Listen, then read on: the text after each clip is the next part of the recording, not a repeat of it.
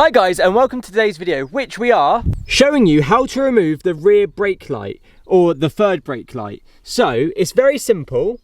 You don't need any tools except maybe a flat-headed screwdriver, but yeah, let's get into this. So the main reason I'm doing this video is only recently did my brake light, the bulbs in the brake light itself, start to die, and I thought I need to change it, So I finally got around to doing it. I watched the video on how to do it, so I just thought if anyone's following me and they're like, oh, I want to change my third brake light, or if you want to upgrade to the facelift brake light like I've done, you can. So these are the things you need to know. First of all, you might notice normally the brake light arches downwards and mine is arching upwards.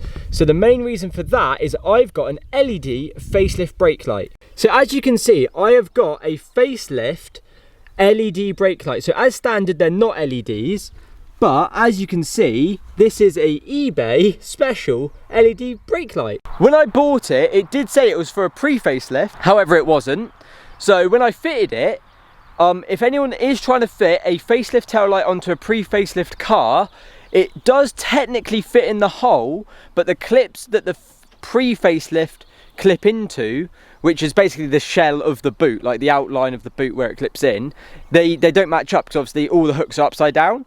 So I got some double-sided Gorilla tape, stuck it all on the inside, put it on the boot, pushed it there, stuck it there for a day, boom, stayed there. So if you want to fit a facelift taillight, you can. You just need, rather than using the clips, use like tape or maybe super glue or something like that. So it is possible to fit a facelift third brake light to a pre-facelift car. And now how you actually change them. So first of all, you remove these bungs, which are literally just pushed in. So you just get your fingernail, get under there, boom, done. Next, you will notice there'll be two clips. I'll have to show you on my one that's still at home. There's two clips here. What you now need to do is you just push it with a flat-headed screwdriver, either slightly to the left or slightly to the right. I can't remember.